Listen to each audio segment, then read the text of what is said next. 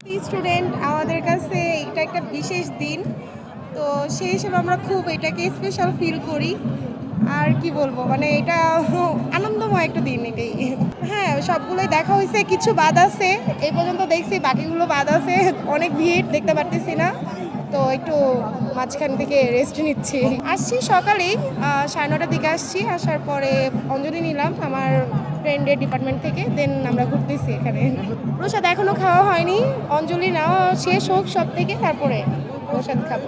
বিদ্যাদেবী বলা হয়, আমি যতটুকু জানি ছোটবেলা থেকেই আমি শুনে আসছি উনি আমাদেরকে বিদ্যা জ্ঞান অর্জন করেন। শুধু বিদ্যা না, উনি আমাদের যে কালচারাল অ্যাক্টিভিটিস, ওনাকে আমরা সেই হিসাবেও মেনটেন করি, মানে মানি। তো সেই থেকেই আর কি জানি যে উনি আমাদের বিদ্যার দেবী। আর সবাই বিদ্যা দেয়, বাট ওনাকে আমরা স্পেশালভাবে বিদ্যার দেবী মনে করি। আমি আর আমার মামাতো বোন আসছি, আমার মামা মামিও আছেন, কিন্তু এই ভিড়ের মধ্যে হচ্ছে সবাই আলাদা হয়ে মনে হয় না, মাইকিং করা লাগবে। ভালো লাগছে, এটা আমার ফার্স্ট আর কি পূজায় আসা জগন্নাথ হলে, তো ভালোই লাগছে। এসেছি, আমি ঢাকা ভার্সিটি স্টুডেন্ট, এসেছি বাসা থেকে আর কি। এসেছি 10টার আগ দিয়ে।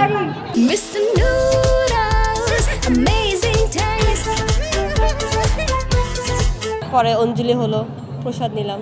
মায়ের কাছে বিদ্যা বুদ্ধি যেন আরও সমৃদ্ধ হয়, আমি যেন ফিউচার আরও ভালো কিছু করতে পারি, এটাই। ফ্রেন্ডরা এসেছে, ফ্রেন্ডরা অনেক বেশি ভালো লাগতেছে। সরস্বতী পুজো, দেন হচ্ছে বছরের প্রথম পুজো, জানুয়ারি মাস। আজকে আপাতত শীতটা নেই, শীতের না কারণে আরও সুন্দরভাবে আমরা ঘুরতে পারছি। মণ্ডপগুলো অনেক সুন্দর করে সাজিয়েছে, অনেক সুন্দর, ভালো লাগছে। আমি এসেছি, আমার মা এসেছে, আমার বাবা এসেছে, আমার বোন এসেছে। হ্যাঁ, আমরা প্রতি বছরই এখানে পুজোয় আসি। প্রথমে আমরা জগন্নাথে যাই, তারপর রমনা, তারপর অন্য জায়গায় যাওয়া হয়। আমাদের বাসা হচ্ছে আজিমপুরে। সরস্বতী মহাভাগে বিদ্যে কমলোচনে বিশ্বরূপে বিশালাক্ষী বিদ্যাং দেহি নমস্তুতে। সরস্বতী পূজায় আসছি, অবশ্যই ভালো লাগতেছে। হ্যাঁ, সকালবেলা একদম সকাল সকাল আসছি, সকালে এসে অঞ্জলি নিলাম, তারপরে সবগুলা ডিপার্টমেন্টের পূজা ঘুরে ঘুরে দেখতেছি, প্রসাদ খাইলাম।